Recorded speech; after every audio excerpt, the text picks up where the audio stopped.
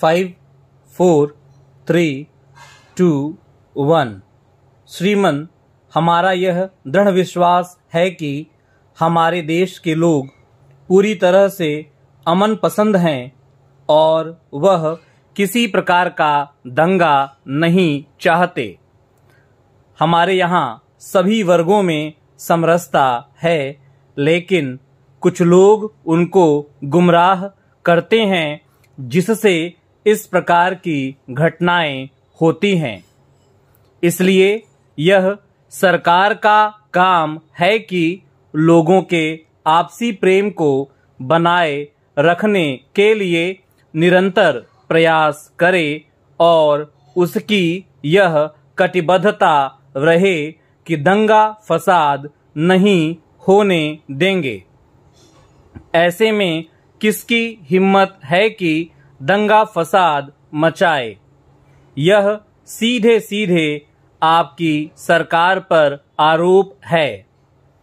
आपके माध्यम से मैं कहना चाहता हूं कि वहां इतने बड़े पैमाने पर दंगे हुए, वह उस समय हुए जब सरकार चुनाव में जा रही थी। सरकार अलोकप्रिय हो गई थी। वहां के मुख्यमंत्री बिल्कुल अक्षम होते जा रहे थे। उन्हें अंतिम समय में कुर्सी सौंपी गई थी।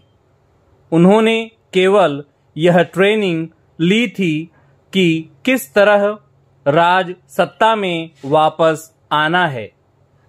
उन्होंने अपने हुनर का उपयोग किया और सत्ता में आ गए। वहां चाहे हजारों लोगों की जानें चली गईं, करोड़ों रुपए की संपत्ति चली गईं, बच्चों को मार दिया गया, फिर भी आप सत्ता में आ गए और वहां पर कायम हैं। जब मंडल कानून लागू हो रहा था, तब आपके नेता प्लान करके कमंडल लेकर निकल गए, सत्ता में चले आए, पूरे देश में उन्माद फैला दिया। हमारे मित्र ने ठीक कहा कि आपकी रथ यात्रा के बाद जितनी हत्याएं हुई हैं, वह अपने आप में रिकॉर्ड है। इसमें कुछ कहने की जरूरत नहीं है कि उसी समय से पूरा देश सांप्रदायिक दंगों की आग में झुलस रहा है। इसमें सबसे बड़ा कंट्रीब्यूशन आपकी पार्टी का है। गुजरात सरकार को लेकर जो आशंकाएं हैं, वे आशंकाएं केवल हम लोगों को नहीं हैं, उन पर न्यायालय को भी विश्वास नहीं है। सुप्रीम कोर्ट ने भी इनके खिलाफ वर्डिक्ट दिया है। मैं रेल मंत्री जी को धन्यवाद देना चाहता हूं कि उन्होंने इस मामले में दूध का दूध और पानी का पानी करने का काम किया। अभी न्यायालय में मामला लंबित है, इसलिए मैं इस पर अपने विचार प्रकट करना नहीं चाहता। लेकिन यह सच सारे देश के सामने है। उसके खिलाफ आरोप साबित करने के लिए लोग आते हैं या नहीं, यह अलग प्रश्न है।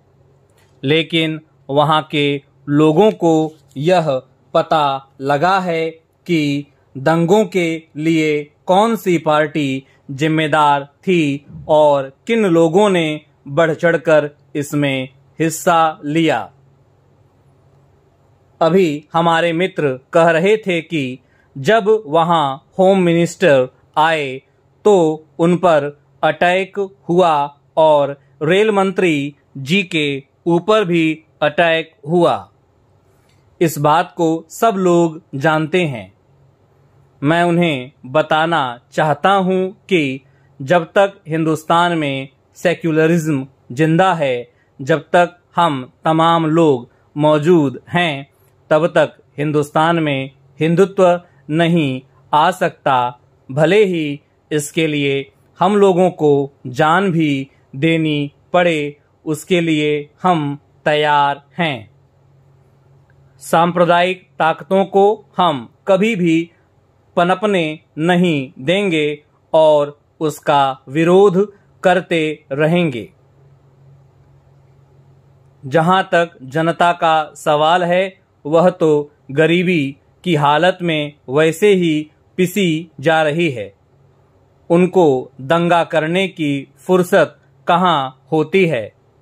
हाँ, कुछ लोग ऐसे अवश्य होते हैं जो किसी पार्टी के बहकावे में आ जाते हैं और उनके लिए ही काम करते हैं। वे यह नहीं सोचते हैं कि इससे उनका क्या नुकसान होगा। उनकी भावनाओं को भड़काकर दूसरे वर्गों के साथ उनका मतभेद कराने की जो चाल है, वह अब देश की जनता अच्छी तरह से समझ चुकी है और इसका फल आपको अगले चुनावों में भोगना पड़ेगा। मुझे आशा है कि मेरे मित्र इस देश में शांति और व्यवस्था बनाए रखने में सहयोग देंगे। मैं अंत में एक निवेदन करना चाहता हूं कि सरकार को सख्त से सख्त कार्रवाई करनी चाहिए और जो दोषी व्यक्ति हो ऐसे कामों में लिप्त हों, उन्हें और दंगा फसाद नहीं करने देना चाहिए। दंगों को कंट्रोल करने के लिए चाहे कितना भी बड़े से बड़ा व्यक्ति क्यों न हो, उसके खिलाफ सख्त कार्यवाही की जानी चाहिए। उसके साथ कोई समझौता नहीं करना चाहिए। हिंदुस्तान में अमन चैन रहे, भारत की सभ्यता और संस्कृति बरकरार रहे, भारत में एकता और भाईचारा बरकरार रहे, इसके लिए हम सब लोग तैयार हैं और इसमें सरकार को कारगर कदम उठाने चाहिए।